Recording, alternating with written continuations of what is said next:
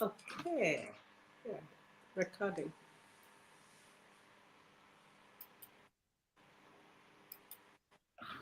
Oh, can you hear me?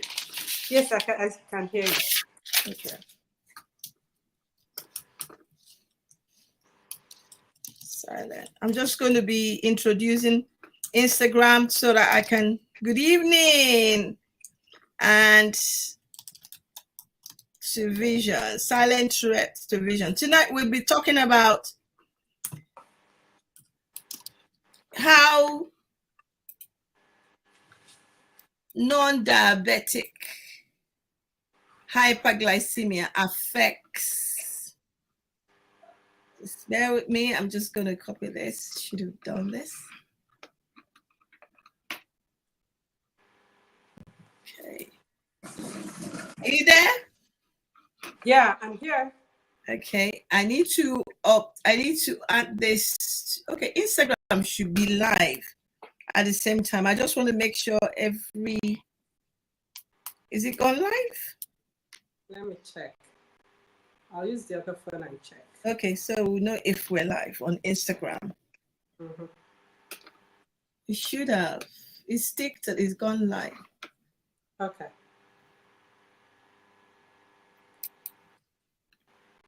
It says you're live. Has it gone live? Checking. Not from my end. Let's see, because it's supposed to show.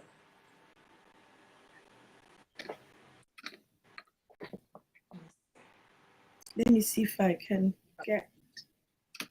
Because he reminded me, he said, make sure Instagram is live.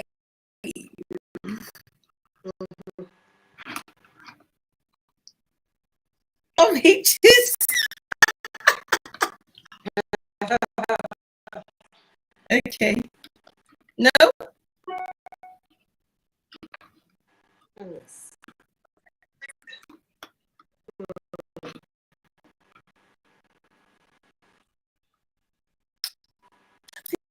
That's the only one that's. I don't know why it's not. It says It's not showing because I can't see. okay. Let me see if it's. Well, because it's coming from here. Okay, let me.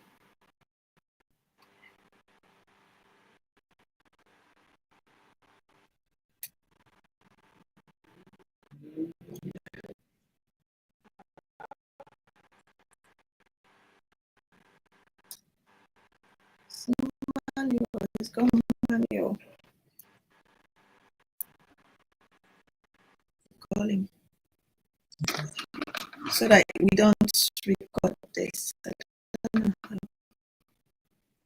Should I stop?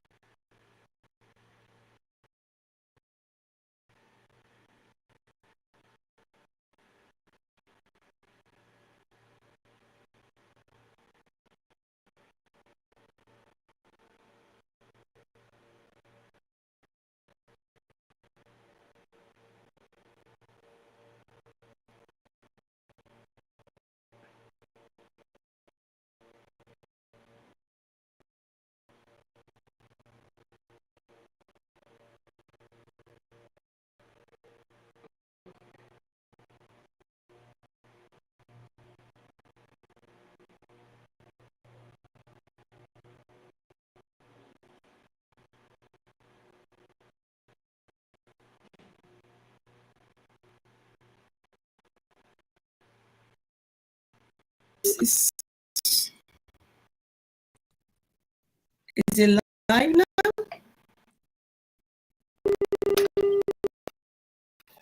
Let's just start. It's still recording. Let's just start. So good evening, everybody. Good evening, wherever you are. With us.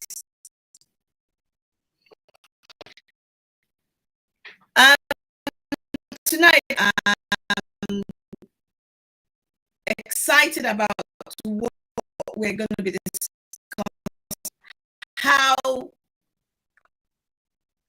non-diabetic hyperglycemia, which is high, and who best is it to discuss with? Good evening. How are you? Herself, the illuminator. Wow. So introduce yourself, because we're going to be having a lovely chat. Yeah. Yeah. Tell us about yourself. Who is Uwem Okon? I was a woman of many parts. That's at the core of who I am. And then I'm a lawyer, been a lawyer for, I am a weight loss specialist, a wellness coach, a conditioning coach, and a corrective exercise specialist. I have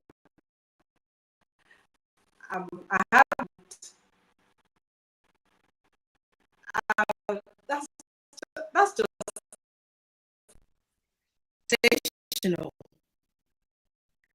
because this is a topic very dear. Diabetes is a thing.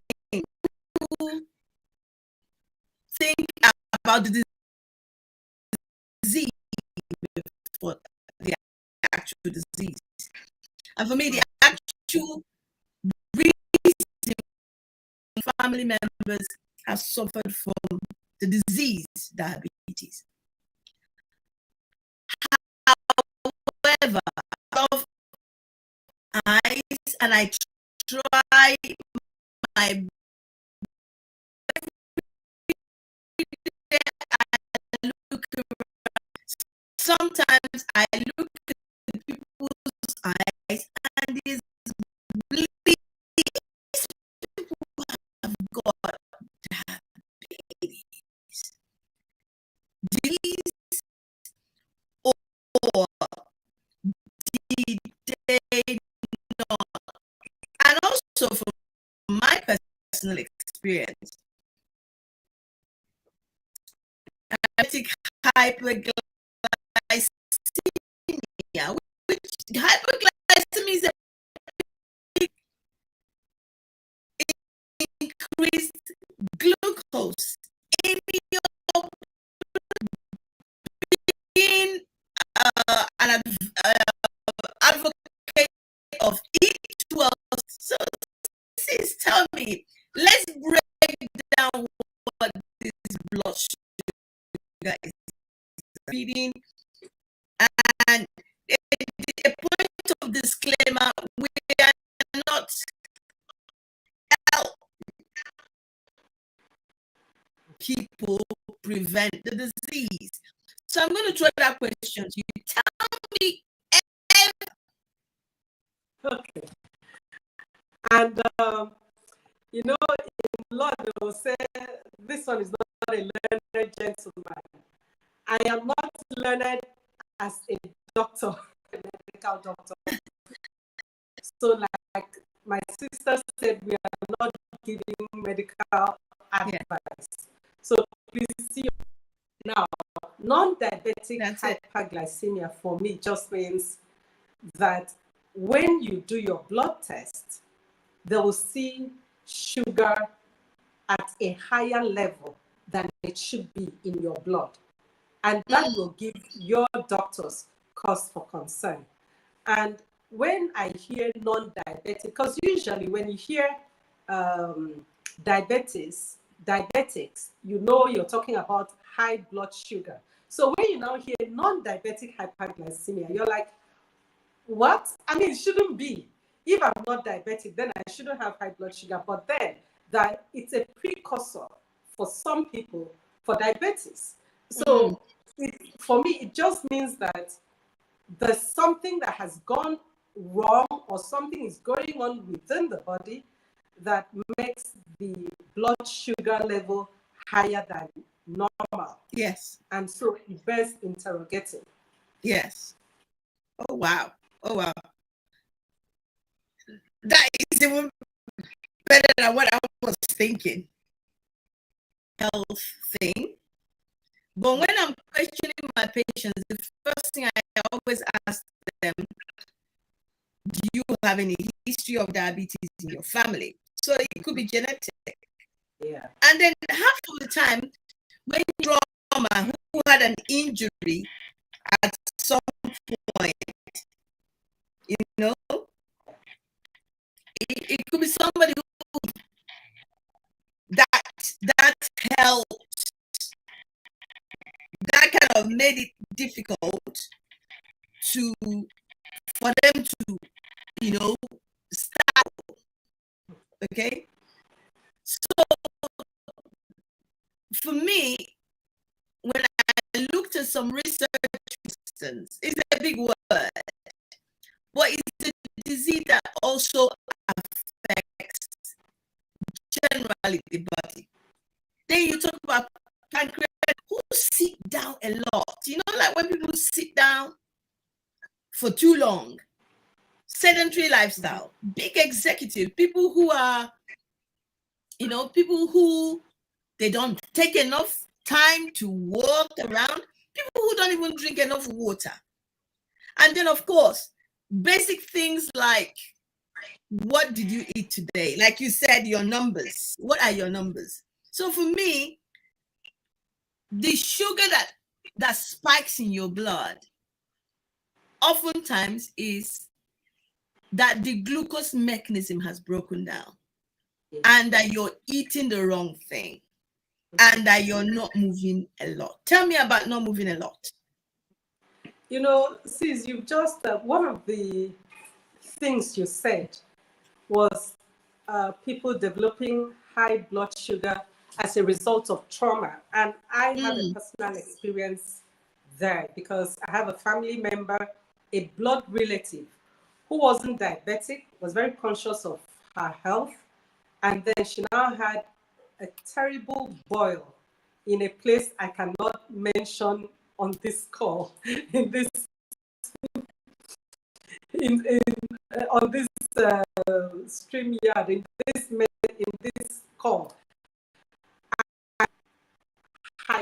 Hyperglycemia in her.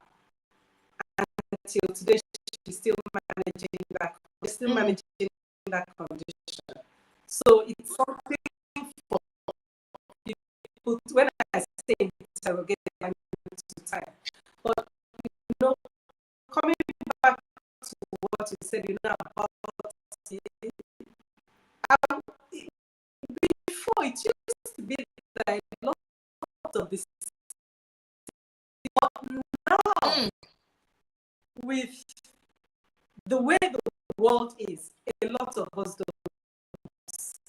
I mean, some of us can run our offices, can run our business.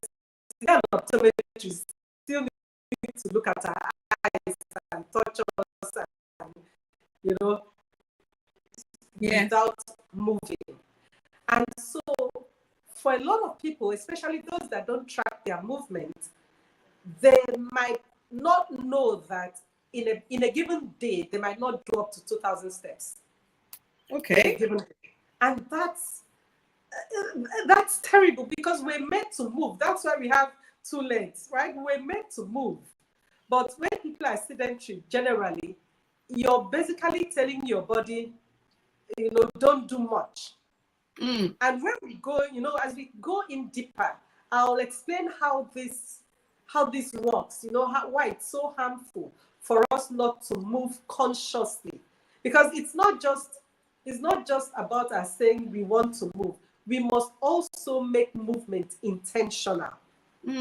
Otherwise, we will run into problems. It's just a matter of time. Wow. Making movement intentional. For me, I go into work, for instance, at 9 o'clock in the morning. I only get about 40 minutes lunch, and I'm sitting down all through the day. You know, because and somehow when you sit down and you're seeing patients, you don't even think about it, because I started drinking water, and it was when I poor sleep, for instance, when you don't sleep enough. So oftentimes, some of us, you know, tend to say, "Oh, I've got to finish this assignment today. I must do this. It must happen." Or high cortisol environment.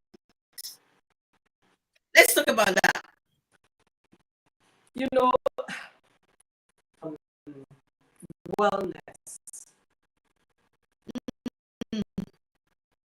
I'm a nutrition coach, and then especially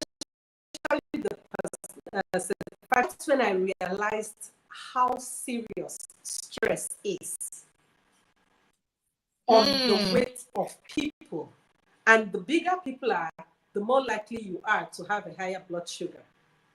So stress, that people say that again. The bigger people are, the more likely they are to have higher blood sugar levels. Yes. So I realized that stress for a lot of people is the reason why they're unhealthy. I used to think of stress, I used to relate it to just maybe cardiovascular disease, hearts, maybe not say big things, heart problems. That's what I used to think. Or one might have a stroke because you're going through so much stress, so much pressure. I didn't realize that stress affects practically every part of the body, the same way blood sugar does.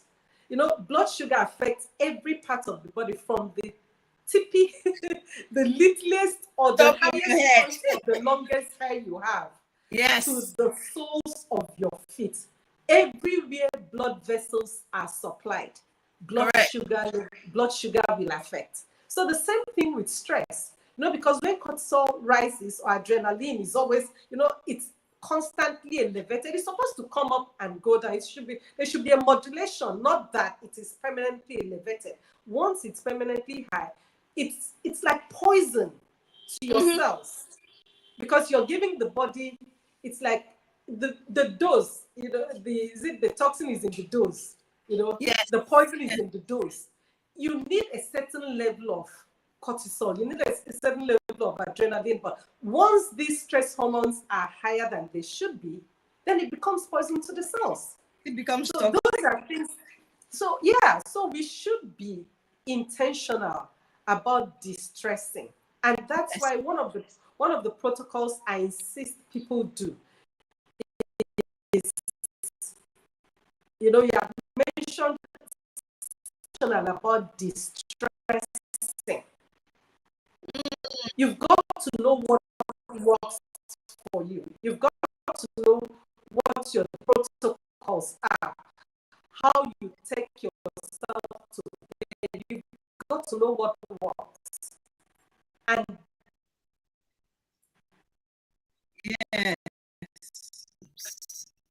you know, the rhythm of your sleep, you should be able to know whether I work better in the morning or evening. And there's a rule, I can't remember the book I read, where I sleep. So you need to be able to go to bed before 10 o'clock. And the basic is that, let me just explain. The basics is that the body needs, we've been told that usually it's between 11 and 2 a.m. Some people say between 12 and 2 a.m. But that there's a certain window that the body needs to repair itself. And so when you deprive yourself and do it continuously, it becomes a problem. Yes.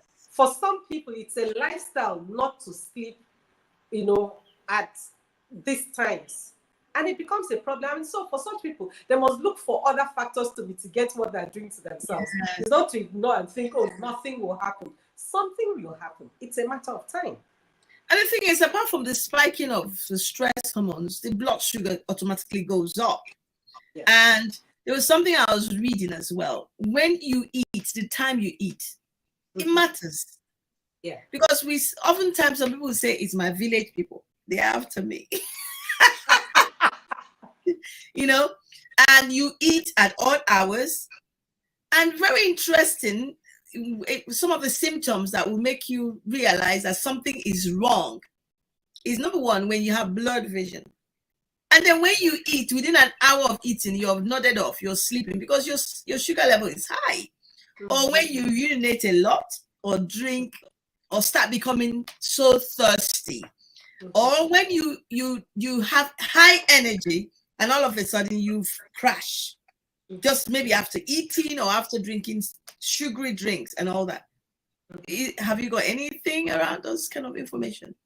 Yeah, I have, there's someone I know that didn't manage his blood sugar on a particular day. And then he now overexerted himself. This blood vision thing you said, I mean, the thing happened a long time ago, but this blood vision thing you said is what brought it back. He said he was walking and then all of a sudden he couldn't see well. It was like the ground kind of disappeared and then came back on, and it was like, for those of us that wear glasses, it was like you're wearing glasses, a pair of glasses that is not yours. The ground was undulating and all. It was like, what's going on? And then he just like reached for a place and practically almost sat down on the ground. People helped him. And he said, look, I can't see. I don't know what's wrong. And they got him, he was like, get me some drink. They got him some sugary drink. He drank. Yes. And he like kind of revived. But that's when he realized, oh, it was his sugar level that he hadn't managed well that had affected him.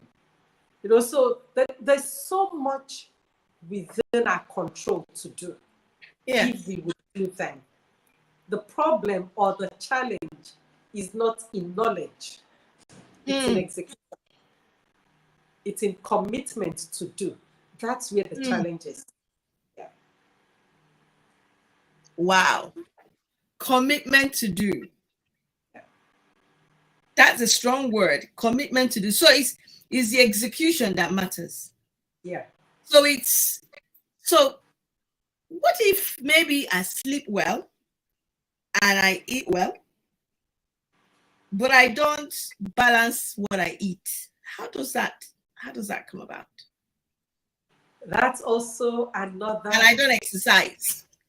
Yeah. But I do hard labor job. I'm just and they now eat to match the hard labor work. I know. It's interesting that you would say that, because there are people that sleep well, they distress, but then they get the nutrition wrong. And so sometimes, there's so many things that come to play here. Sometimes they overdo a particular thing, and sometimes they underdo. I'll give examples. For instance, there are people that will say things like, because I'm exerting myself and I know I need carbohydrate because of the kind of exertion that I'm putting my body through, they now overconsume the carbohydrate. Okay. And then it becomes a problem. And then there are people that will unfortunately decide that, oh, because I want to check my weight, I want to do well when it comes to my food, they cut out entire food groups. It's not the best. The way I look at it is that the God that created different foods, and I said God created, not factory manufactured foods. Okay. Not the ones we see in packages that will have an expiry date of 5 years time. Something that if you kept it in your house, you got it from the garden or from the farmer's market and you kept it in your house, it will go bad in maybe a week or two, but If it's preserved, you can keep it for years. Not that kind of food. So there are people that cut out entire food groups. And I tell them, God that created, whether it's the proteins, whether it's the fats, whether it's the carbohydrates, he's not a fool. He knows we need a certain amount of this thing. So don't cut it out. So a lot of times, how we eat is a problem. And then there are people that eat like maybe there's going to be a famine, so let's it's like stocking up food and then try to like stock up food like there's no tomorrow, and that becomes a problem. So there are people that are eating healthy foods, but they're eating too much of it at a given time. At one, they're not balancing it. They're not balancing it. No, they're not. It becomes a problem. And then also some of our Nigerian friends, for those of us that are Nigerians, and for us, I think it happens to a lot of Africa. We have some of the most healthy foods as far as I'm concerned. So when we overdo anything, whether it is your right, whatever it is you overdo, it will become a problem. So educate ourselves on what is a balanced meal for us. Okay. Brings it right into the zone I'm very comfortable about. And that's the zone. When it comes to non-diabetic, hyperglycemia, I love food, but as you said, I am careful how I mix my food because I like to balance what I'm eating. But as an optometrist, the very common thing I have also observed with my patient is that people tend to either put too much sugar in their tea, or in the African setting, somebody is eating and wants a whole bag of rice on his plate. Literally. Or the person is eating, yam, pounded yam, potatoes, or all sorts of things, like, without balancing. And for me as an optometrist, when I'm seeing these people who come to me as we are pre-diabetic, I'm based in the UK. So the moment you step into pre-diabetes, we start running the eye test. You fall within a category that we have to see you regularly. And sometimes somebody might say they've just been diagnosed as pre-diabetic this year. But when you look at the back of the eyes, you know it's been there for a long time. Oh, so you can tell that from looking at Yes, I can tell. So when we look into people's eyes, we can see the impact of high blood sugar on your eyes, or impact of diabetes. Early stages, it may not show, but later on it will show. But most of the time, if you don't look after the pre-stage or the sugar stage, where you're eating the wrong thing, or you're not sleeping properly, or there's a history of diabetes in your family, or you have disease in your pancreas, or any of those causative agents, or you're not dealing with your stress levels and you're not resting, all these would soon accumulate to having bad impact on your health, not just on your eyes. So when a patient comes to me and says, oh, I was only diagnosed yesterday or last week or 2 months ago, and I noticed there's bleed in the eye, for instance, or I noticed that the person has other problems, maybe double vision or paralysis of some sort, things that affect the eyes, then it's time to call it and say it's time to readjust your lifestyle. Like in your specialty, it's time to start doing exercises or things that can enhance circulation and eat the right food and change your lifestyle. So for me, I've had patients who don't come for regular checkups for 20 years, 15 years, and then it's a bit late. So if you haven't had an eye test for that length of time, and I find out that you're already having certain blindness causing or leading eye problems, I'm not going to sit and say it's too late, but in some cases, it's a bit late to stop. So the whole idea and the whole essence of this conversation is we're going to throw the question of when you're diagnosed with non-diabetic hyperglycemia, raised blood sugar, what action should I take? If you went in to check your numbers and you find out that you're in between, you're not type 2 diabetic, which means you're not properly diabetic, but you're just about 40 or 41, and they say, okay, you got this problem and you got high cholesterol, because sometimes they go hand in hand. They tell you you've got high blood sugar and you've got cholesterol at the same time. So it's the question now, it's time to say, what do we do? Are we stuck? Is it done?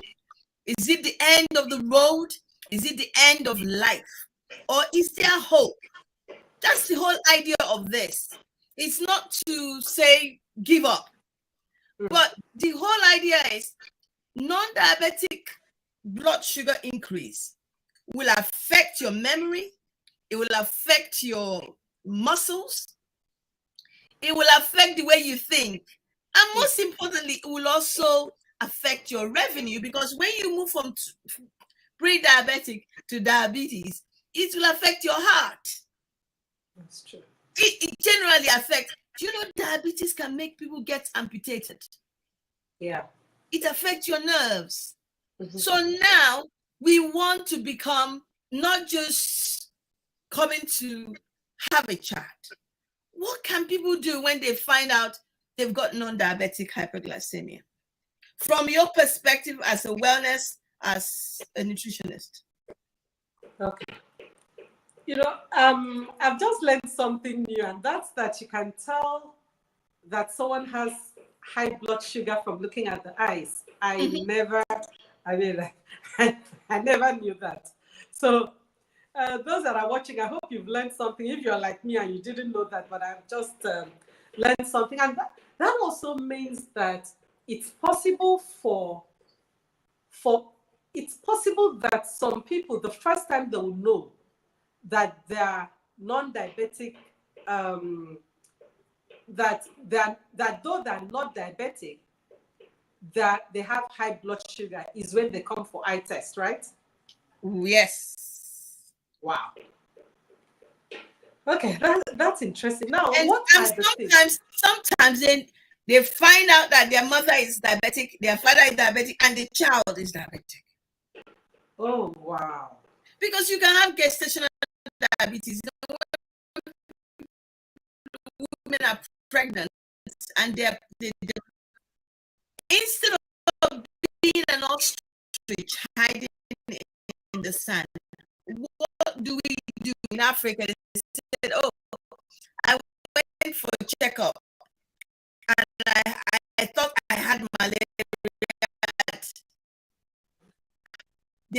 There is non-diabetic high blood sugar. What do we do? So I'm going to go through a couple of things because it's a hopeless case. And I want to say it is not a hopeless case. Diabetic case. So a couple of things that are within your control, are within my control, are within your control. So the first thing is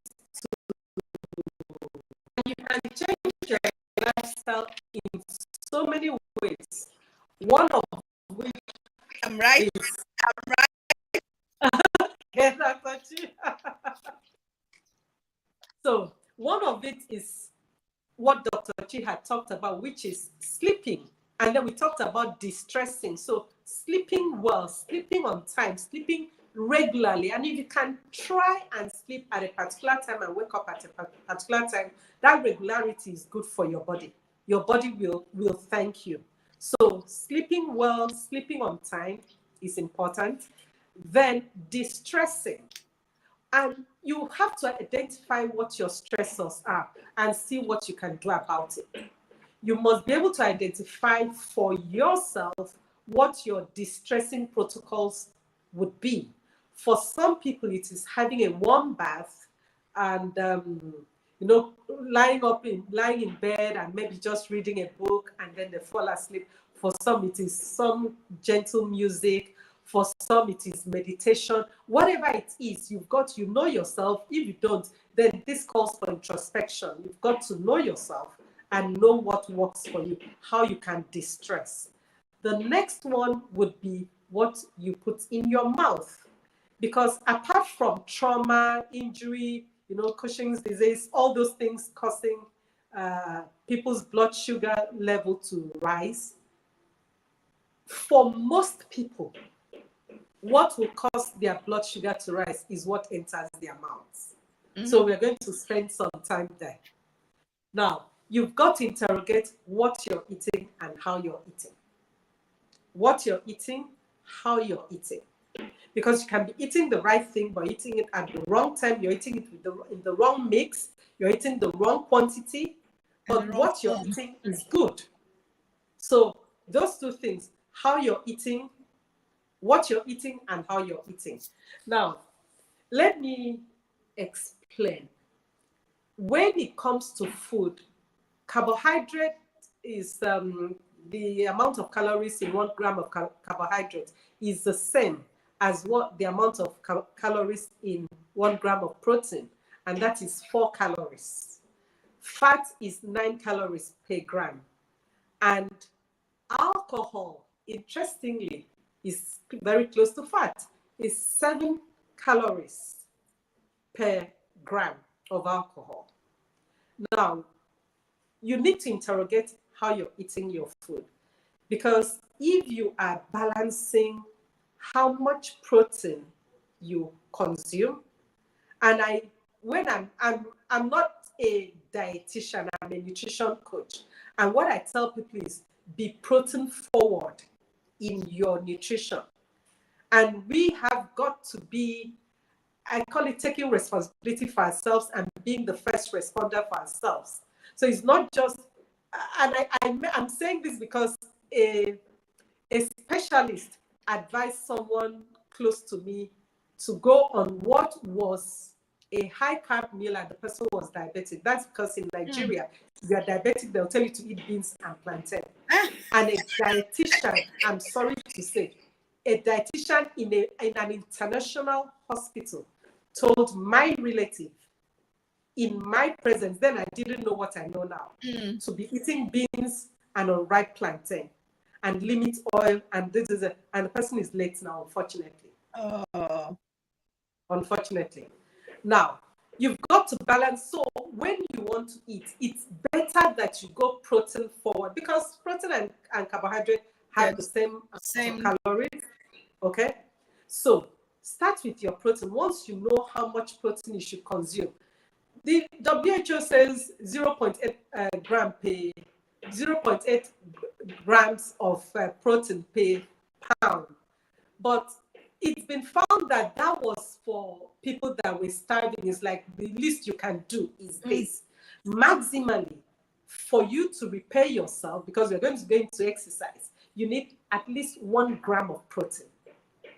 So for someone, depends on your weight, 1 gram per ideal body weight. So if your ideal body weight is, let's say 60 kg, then you need 60 kg of 60 grams rather of protein. And you break it down into your various meals. Now, start with your protein and then go in with your vegetables. Unlimited quantity of vegetables will help you. And we have so many of it in all the nations of the world.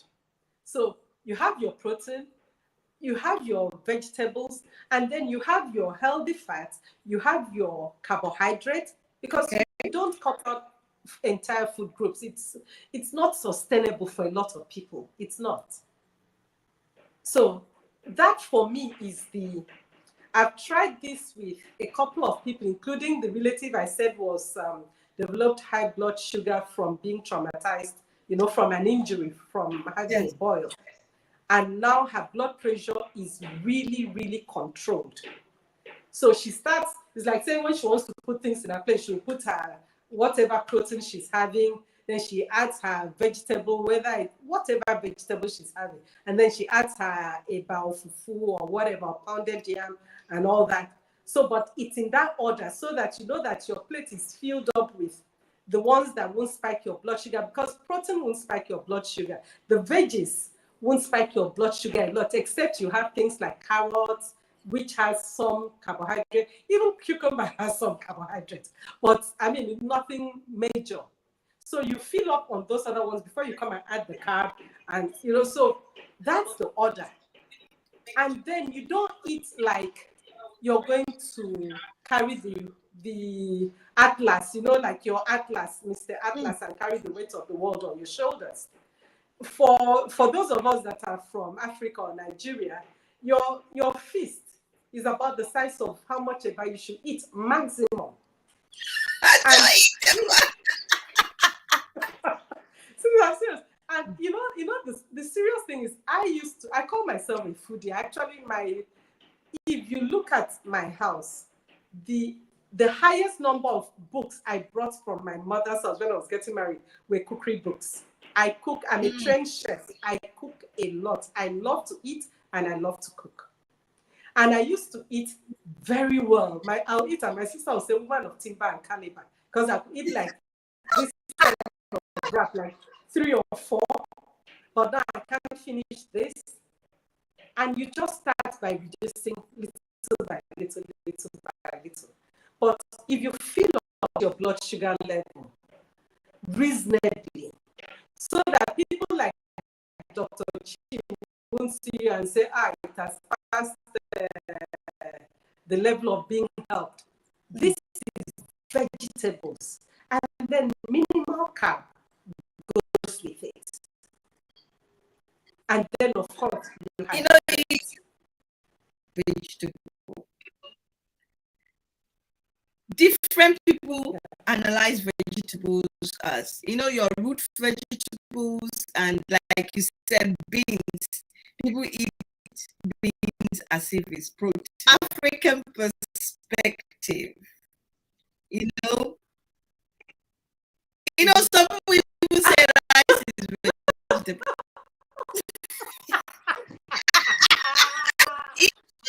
In a small summary before we start rounding up, because I think this conversation, this is the first time we're having it, so we're going to do more of this. And just give me a little, like in a typical plate, what sort of quantity should somebody eat?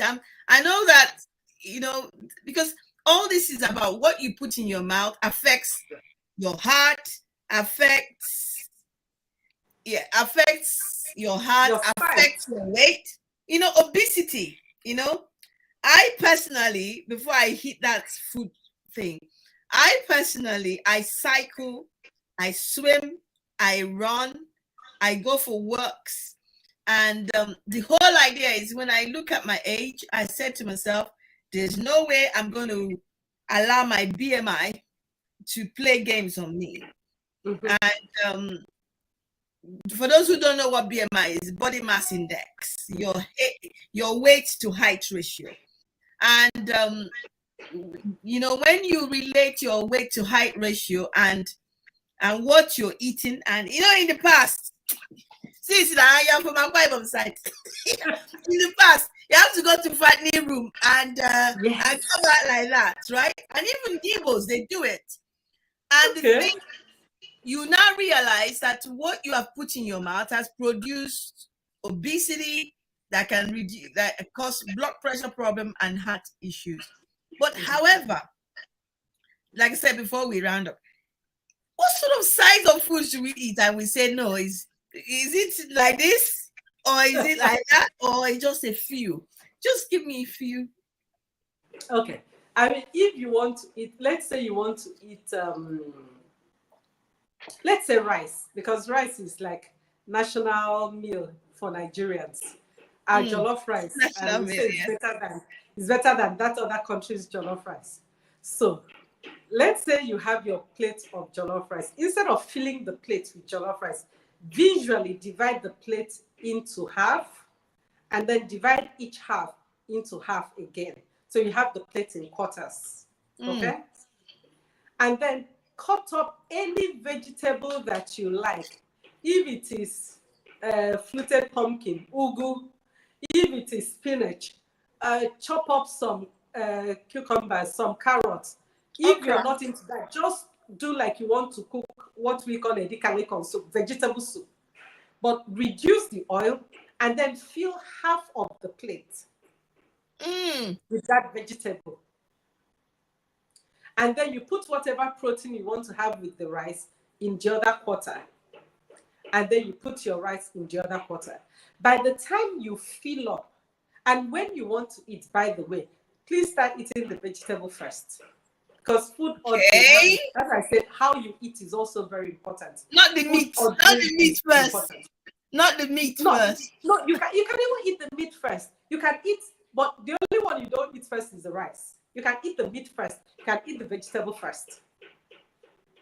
Okay? Yeah. So you start with those two first, and then you now eat the rice. You will have different, try it. Anybody listening to me, try it and come back and tell me what your numbers are. Try eating the rice first, and then you eat your meat and your vegetable on maybe a day one. Check your blood sugar after 1 hour.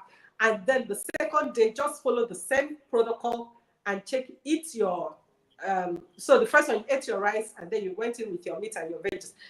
The next time, eat your meat and your vegetable, the reverse, and then eat your rice last. You'll be shocked what your numbers will be.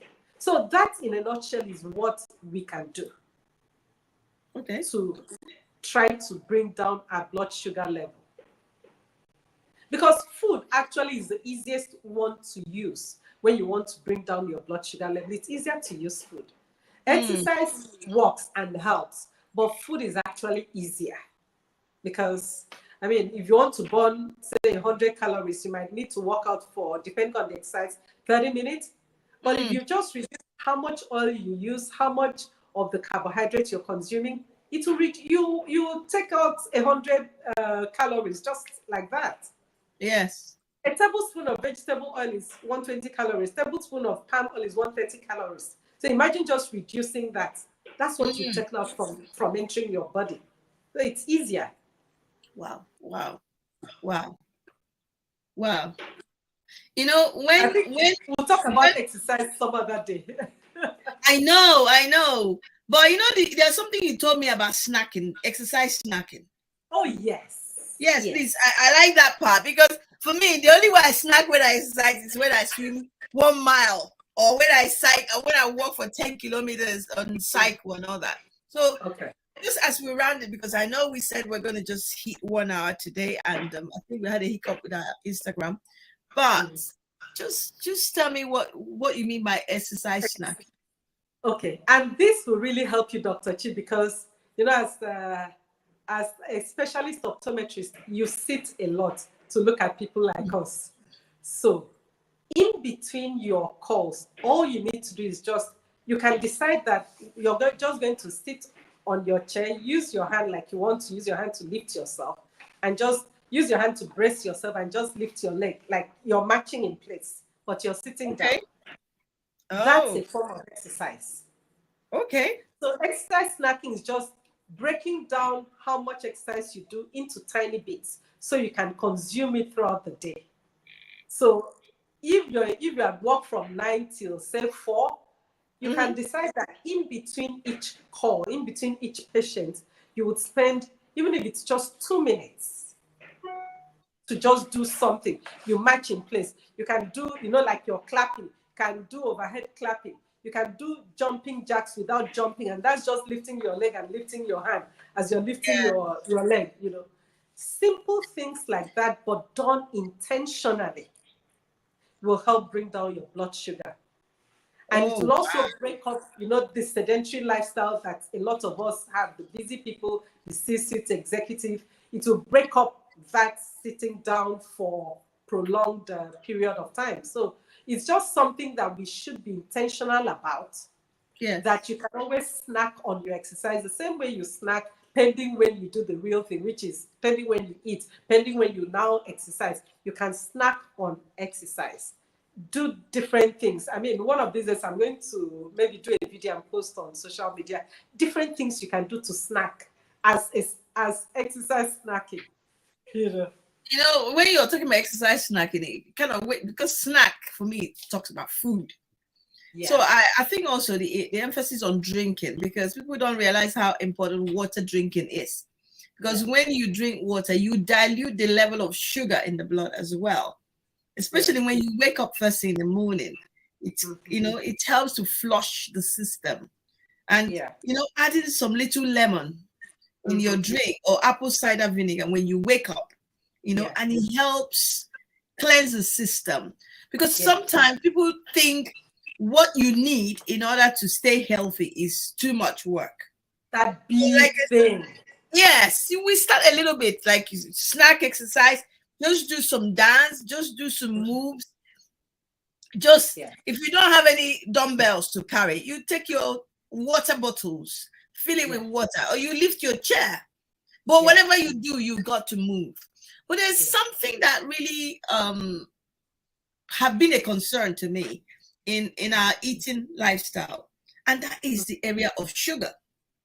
Because even the government in different nations have found sugar very annoying, that they've put up no, you know, sugar-free sweets, sugar-free juices, sugar-free drinks. I think for me, for whoever is listening to us, and I was thinking that we're going to be doing, just for starters, can you stop eating sugar for 5 days? Can you attempt 21 days? Let's see what we're going to do. I'm going to raise a banner now. Go on after. Yeah, go on. Talk about that one. You know, a lot of people drink their calories. Yes. A lot of people, they drink their calories. So they might say, oh, I'm not eating rice. I'm not eating this. I don't take any oil. I'm on low oil, low fat, low carb, low this. And then they're drinking their calories. Why? Because they say, oh, I'm making a smoothie. It's healthy. But the smoothie is a sugar bomb. You've got bananas there. You've got some put stevia. You've got apple. And it's going straight to your blood, and it will spike your sugar. It will spike it. And then you've when you look at how much calories is in that tub or bottle of smoothie, it's so much. So we don't need sugar, and not in excess. I mean, we get enough, our body gets enough sugar from the carbohydrate that we're consuming anyway. Yes. And if we can just, and it's been found to actually poison our cells. There's research that shows that some people say they liken sugar, some researchers have likened sugar to smoking, that it's actually poisoning our cells. Addictive. Yeah. Yes. And a lot of people are so addicted to it that even when you tell them, okay, do a smoothie, they can't imagine just having a green smoothie without any sweetness. Because that's healthier for you, isn't it? That's healthier for you. Because when I speak to patients, I said, do a green smoothie of, kale? Maybe celery, cucumber. Kale, and spinach leaves. These are healthier for you. These are healthier for your eyes. And that also neutralizes your blood sugar. Yeah. Than you having grapes. You know, people tell me grapes, this is fruit. I said, that's raw sugar. Because when you eat grapes, you know, the small grapes, you're just pouring sugar straight into your blood. Sugar. All fruits have sugar. And so, and the body will not tell you, oh, I'm going to process this one differently because it is sugar from a grape or from an apple or from a banana. Yes. Sugar to the body is sugar. The only thing the fruits do for you is that they also have other nutrients. Okay? They have other nutrients and they have some fiber, so it's better. But the body will process the sugar part of that fruit as sugar. Yes. Yes. And so, like you said, if people can just try not taking any sugary thing for just 5 days. I mean, starting tomorrow, just 5 days. I said 5 days, 21 days. We're scrolling on, say 21-day sugar fast. If you can do a 21-day sugar fast, I'm sure your skin will be better, your hair will be better, and with lots of water, and drink water. Yeah. Yes. And water is the best form of hydration anywhere, anytime. You can't miss it drinking water. You can't go wrong drinking water. And anybody that wants to take up this challenge, I want to encourage you to just do your numbers, can walk into anywhere and just check your blood sugar level, can do your numbers if you've not done your health check. Do a health check. And at the end of 21 days, do another check. You'll be shocked what the numbers will say. That's it. Yeah. And last words as we drop. Okay, for me, one of the major takeaways for me, Dr. Chi, is that my eye can actually reflect how much sugar is in my body. If I have high blood sugar, that my eye doctors can tell. And that's very instructive.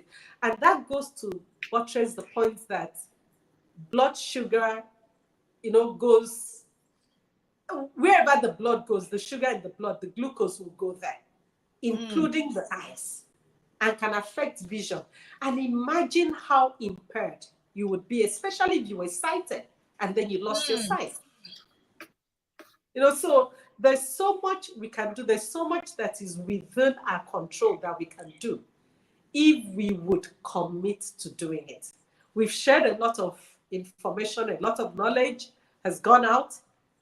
It's commitment. So I want to challenge every one of us. Let's commit to, at least let's even start with this 21-day sugar sugar detox that Dr. Chi is throwing up. Let's commit to it. And then let's come back with our evidence. Okay? Yes. Thank you so much, Dr. Chi, for having me. Wow. Apart from Instagram, which was the main zone that was meant to come live, we have to do this again. Yes. So if you were on Instagram and you couldn't see us, you were on YouTube, you can ask your questions and then we'll reach out to you. But we promise we're going to do it again after we correct the Instagram hiccups. But overall, if you put anything in your mouth and you don't move enough, you're going to end up having the results you think you didn't plan for, because what you do with your hands in your mouth will result in what you plan for. So from me, Dr. Chi Energy, I'm the illuminator and the oracle of vision. It's time to say goodbye from my sister, also. Goodbye from me. Dr. Chi calls me the oracle of health, and I really love that name. Good. So goodbye from me, the oracle of health. From the oracle of vision and the oracle of health. So we're going to do this again. We promise we'll do it again. And then whatever you do, stay healthy, eat the right food, eat well, see well, exercise. Yeah. Keep snacking your exercise, keep moving that body, and then you will chase away diabetes, you will chase away high blood sugar in your blood, and you can stay alive for longer. Yes. Isn't that, sis? It is. It is. And the choice is in our hands. Yes, it's your choice. Yeah. Thank you. And God bless you. Thank you. Have a good evening, everyone. Thank you. Bye. Bye.